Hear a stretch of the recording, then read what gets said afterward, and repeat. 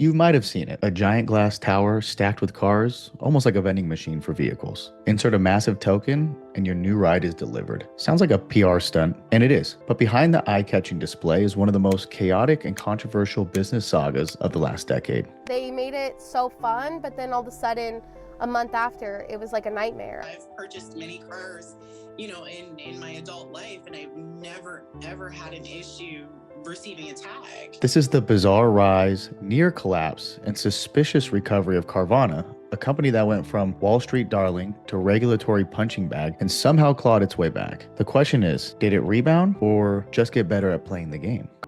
Carvana launched in 2012 with a simple pitch: make buying a used car as easy as ordering groceries online. The founders wanted to eliminate everything people hate about dealerships: haggling, pressure tactics, wasted time, and replace it with a streamlined digital experience. Customers could stroll through the listings, get financing, and even arrange delivery all from their phone or laptop. If they wanted a flashy pickup option, they could visit one of the company's branded towers and watch their car descend like a prize. It wasn't revolutionary tech, but it was marketed extremely well, and timing was everything. In 2016, Carvana pulled in $370 million in revenue.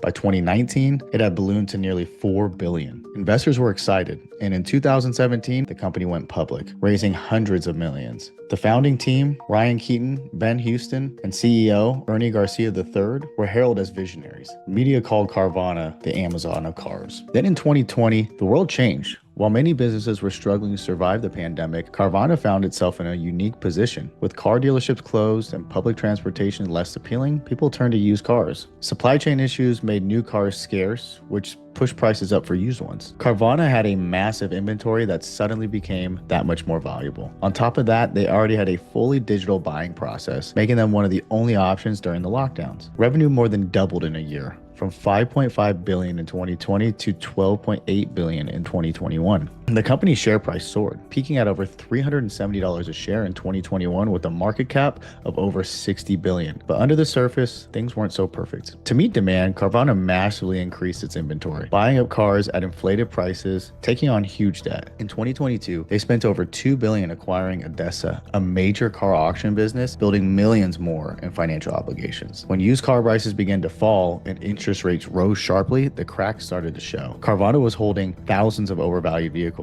and its debt load ballooned by nearly $9 billion. Customers began complaining about missing paperwork, delayed deliveries, and registration issues. In some cases, people waited over a year to get proper plates. Temporary tags from unrelated states became the norm. Some vehicles were even flagged as stolen. Regulators stepped in. States like Illinois and Michigan temporarily revoked Carvana's operating license. Legal action mounted, and by the end of 2022, the company's stock had collapsed just a few dollars, and 99% drop. Most analysts predicted bankruptcy, but Carvana didn't go under.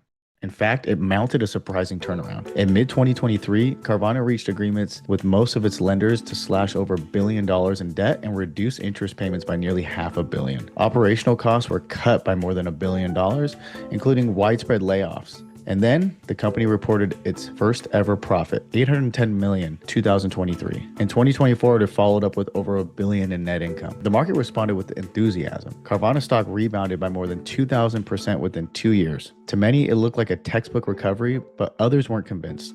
Much of the skepticism centered on the company's leadership. Ernie Garcia III serves as CEO. His father, Ernest Garcia II, is a major shareholder and a former felon who pleaded guilty to bank fraud in the 1990s. Between 2020 and 2021, the two sold over $3.6 billion in stock. Then in 2023, when shares hit their lowest point, Garcia III repurchased over $100 million worth. The following day, Carvana announced a record-breaking results. Not long after that, Garcia II sold another $1.4 billion worth of stock. In January 2025, activist investor group Hindenburg Research released a damning report. They alleged that Carvana had artificially boosted its profitability metrics by shifting $390 million in expenses into unrelated accounting categories. The report also pointed out a troubling loan transaction, $800 million in bundled car loans allegedly sold to an entity tied to Garcia II with no disclosure to shareholders or regulators. Carvana denied all allegations, but the damage was done. Its stock slipped again, and multiple law firms launched an investigation. So where does this leave the company now?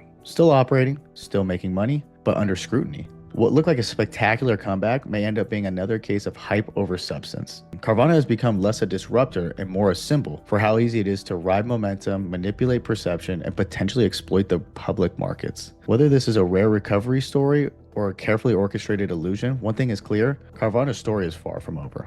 Thanks for watching. If you found this breakdown insightful, don't forget to like, subscribe, and hit that bell notification. Thanks for watching, and we'll see you in the next one.